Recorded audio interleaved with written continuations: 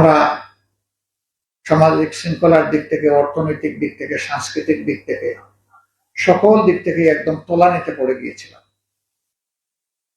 এখান থেকে জাতি উঠে এসেছে, কিন্তু ঘুরে দাঁড়ায়নি। এখন ঘুরে দাঁড়াতে হবে। এখনো কিন্তু কালো ছায়া রয়েছে।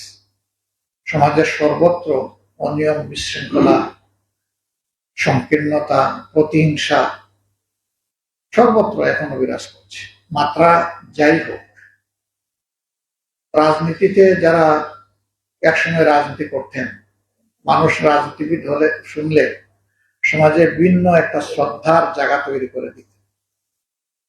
এখন সে জায়গাটা রাজনীতিবিদরা নিজের কর্মকাণ্ডের কারণে হারিয়ে ফেলেছে।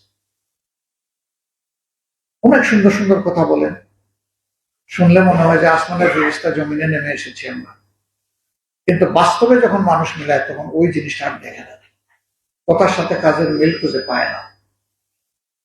তখন মানুষের মনে শুধু অশ্রদ্ধা তৈরি হয় না, বরঞ্চ ক্ষোভও তৈরি হয়। রাজনৈতিক প্রতিষ্ঠান যতক্ষণ পর্যন্ত কথায় কাজে মিল রেখে জাতিকে আস্থায় না আনতে পারবে, ততক্ষণ পর্যন্ত আমরা বিশ্বাস করি না যে একটা ভালো জাতি গঠন করবে।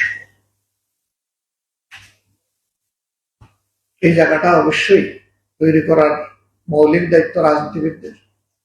তাদেরকে জায়গায় সোজা রেখে সোজা পথে চলার দায়িত্ব সাংবাদিকদের। কিন্তু সেই সাংবাদিকতায় তো কষ্ট, তাও তো এখন দেখা যাচ্ছে না। আমি সবার কথা বলছি না, কিন্তু বেশিরভাগ ক্ষেত্রে সাংবাদিকতায় সমাজ এবং বিবেকের প্রতিধ্বনি লক্ষ্য করা যায় না। এই হারানো